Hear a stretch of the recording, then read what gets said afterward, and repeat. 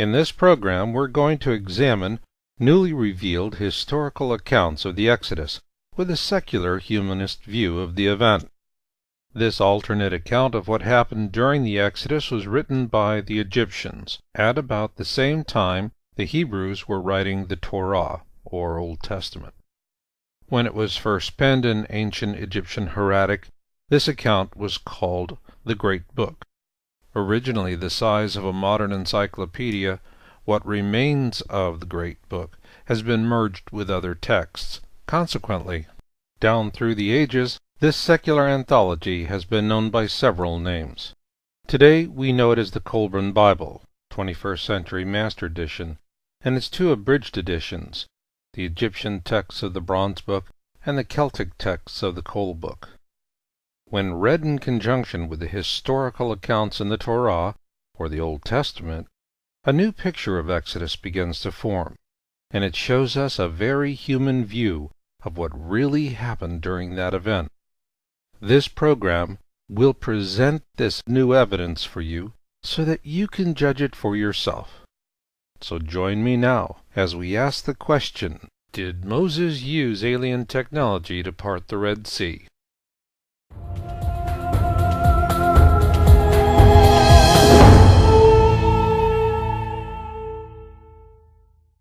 In the Colburn Bible, the Egyptians do not refer to Moses as a prince, but as a priest prince, which is altogether different from simply calling him a priest or a prince. As a priest prince, Moses had unfettered access to any place in the land of Egypt he chose to visit, such as a royal arsenal or a temple. Keep in mind that the secular chasm, which first grew between scientists and theologists during the Renaissance, was totally absent in those times. In the time of Moses, a priest was both a scientist as well as a theologian, and what the ancient Egyptians called magic is what we now call science. A priest prince, like Moses, would have had access to vital state secrets and devices. He would likewise have had unrestricted access to Egypt's mystery schools, where he would have learned how to use those secret devices. He also would have had unrestricted access to secret historical texts with their accounts of past events and prophecies of future events to come. Now consider this. Egypt during the time of Moses was not a third world banana republic by any means. In fact, it was the most powerful and technologically advanced nation of that time, and Moses, a Hebrew infant rescued by an Egyptian princess, grew up with the finest education and military training available at that time. So what would have Moses learned? He would have learned about the destroyer and the harbinger signs of its return. He would have learned about the alien technologies the pharaohs used to help build the pyramids as well. While some may balk at the notion that alien technology was used, how else can we explain a level of precision in the pyramids that cannot be duplicated with our most advanced modern technologies? So then, which is more alien? A historical fait accompli we could neither explain nor duplicate? Or the hubris of confining history within the straitjacket of our own limitations? Therefore, the similarities and differences between the Hebrew and Egyptian accounts we've discussed so far paint a far different picture of what really happened during the Exodus. With this in mind, I offer for your consideration this alternate explanation of what really happened. Thanks to the education Moses received in the mystery schools, he knew how to recognize the harbinger signs that would signal the return of the destroyer. And, as the old saying goes, in chaos is opportunity. Therefore, Moses knew to expect chaos that would come as a result of the impending flyby of the destroyer, and that he could use this global cataclysm to help free his people from bondage. Look at the pressure events like this would put on Egypt. If you have slaves, you have to feed them, and you need a military in order to keep them under control.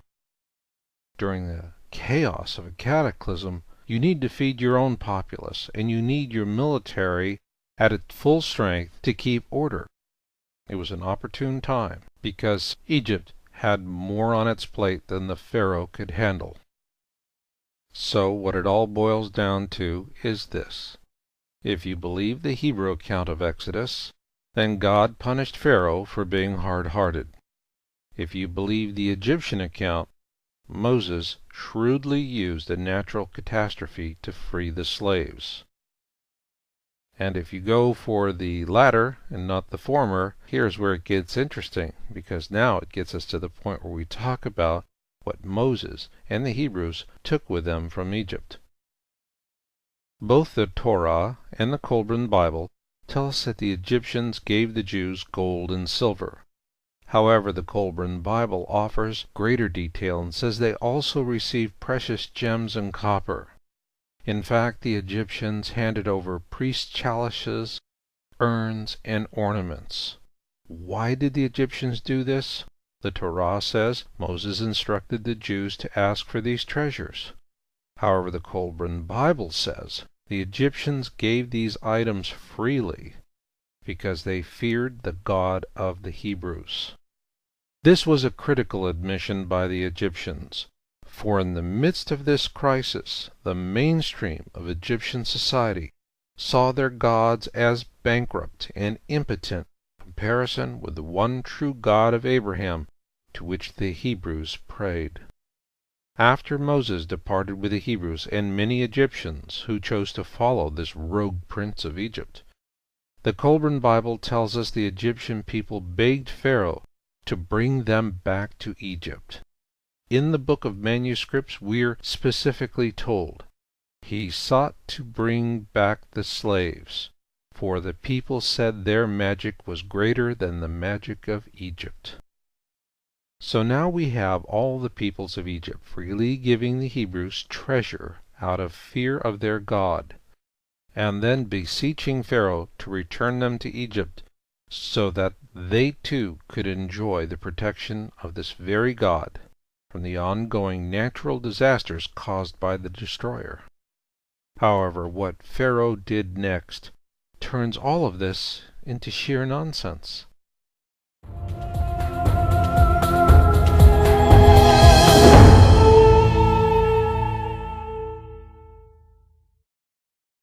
By the time Pharaoh and his army caught up with Moses and the host he led, the waters of the Red Sea were parted, and the host was crossing a land bridge on the seabed. Instead of beseeching the host to return, Pharaoh and his army began slaughtering all of those in the back of the column. According to the Kolbrin Bible, those in the front of the column threw down their bundles and abandoned their carts so that they could run quickly to the far bank, where Moses watched the slaughter unfold. Those in the back of the column not only faced treacherous natural obstacles, they were further slowed by the baggage, carts, and livestock that had been abandoned by the host at the front of the column. Consequently, better than half of the Hebrews and Egyptians that walked out of Egypt with Moses were killed in a horrific slaughter, as Pharaoh and his army frantically hacked and sliced their way across the exposed land bridge of the Red Sea to the far bank. It was then, the Egyptians tell us, that the waters returned and killed Pharaoh and most all of his army. They, like the corpses of the many they had brutally hacked to death, were then washed away. So now we come to the obvious question. Given that the Egyptians freely gave their most precious treasures to the Hebrews, and begged their Pharaoh to return them so that they could enjoy the protection of the Hebrew God, why would Pharaoh commit such a heinous slaughter and thereby incur the wrath of the Hebrew God? It only makes sense if you as Pharaoh knew that what was really happening had nothing to do with a greater God, but rather a greater technology. Ergo, incurring the wrath of a greater God was a non-starter issue for Pharaoh. So then what could possibly explain why Pharaoh committed this slaughter on the exposed land bridge of the Red Sea? Simply put, alien technology. One that the Egyptians could have come by either by fortune or guile, in which they used to help them build the Great Pyramids. A device so powerful it could be used for military purposes as well. Had Pharaoh, the most powerful man in the world at that time, had come to realize that Moses had taken a state secret with him in order to ensure the survival of the Hebrews, he would have been hard-pressed to get it back or risk it falling into the hands of his enemies. So why did Pharaoh and his army perish? Moses, who had been operating this device from the far bank of the Red Sea, knew he had to act, and deactivated the device, which up to that moment had been parting the waters of the Red Sea with a force shield of some sort. As implausible as that may sound, consider this. The Ark of the Covenant was built shortly afterwards, and it was designed as an electrical device of great power. The Ark was framed with acacia, a heavy, hard wood that was used to build mummy cases in Egypt, because insects would not destroy it. This wood also happens to be a very effective insulator, and this acacia frame was clad inside and out by gold, which happens to be incredibly effective as a radiation shield. In fact, NASA uses gold to keep our astronauts from dying from radiation, and we couldn't have gone to the moon without it. Further to this, the physical dimensions of the Ark are reminiscent of the devices used to build early radar systems during World War II. The Ark was an electrical design, and theoretically, its immense capabilities could have been used to amplify the power of a small device by several orders of magnitude. When you're fleeing for your life, you need every advantage you can get your hands on. And that would have been a perfect reason for Moses to take this technology, to ensure the survival of the Hebrews during the arduous years following the Exodus. He knew he had to excise generations of slave mentality from his people. Armed with such a powerful weapon, he could keep his enemies at bay long enough for him to bring that about. Earlier in the program, I mentioned an interesting point in common between the Hebrew and Egyptian accounts of Exodus, and I believe it could explain in part why God punished Moses for losing his faith. But is that really what the story is all about?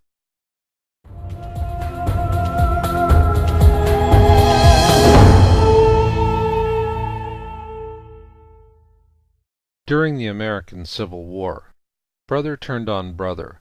One would fight for the Union and the other for the Confederacy. And over the course of the war, such sibling pairings did cross bayonets on the battlefield.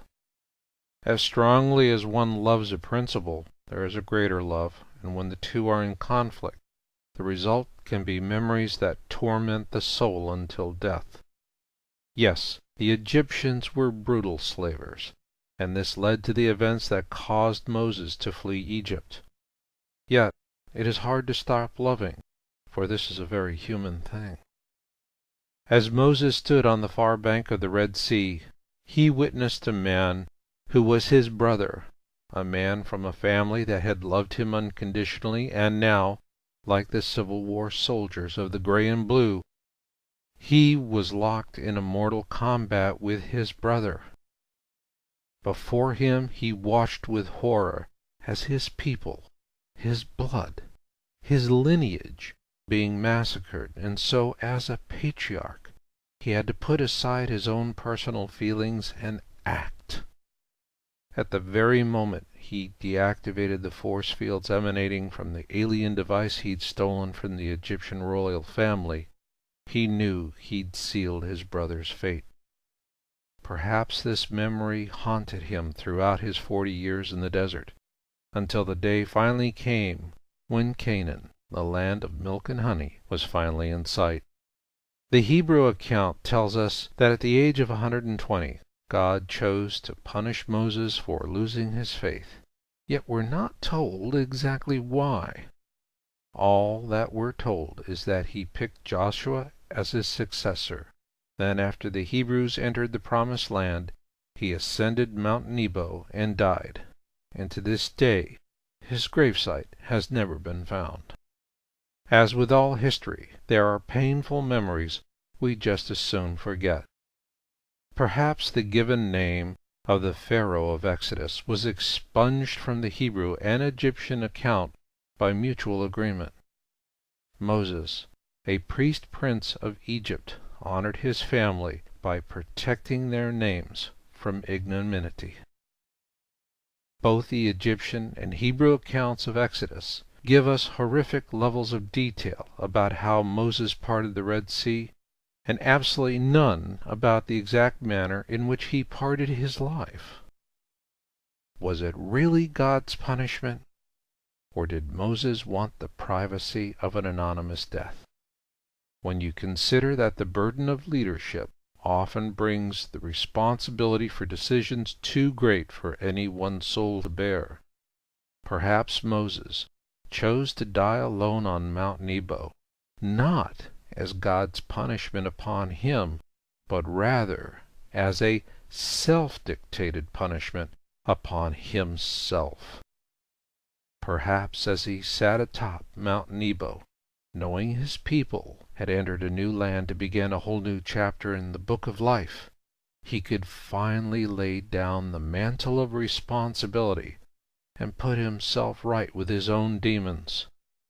Demons that had torn his soul between a family that had once loved him unconditionally and his people.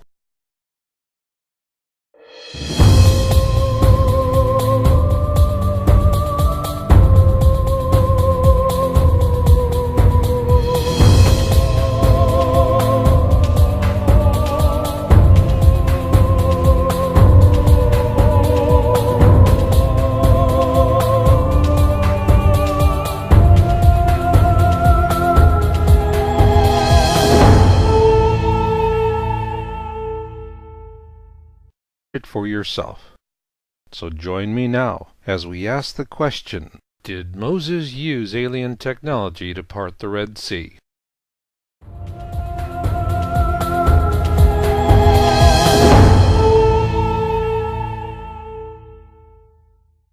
In the Colburn Bible, the Egyptians do not refer to Moses as a prince, but as a priest prince, which is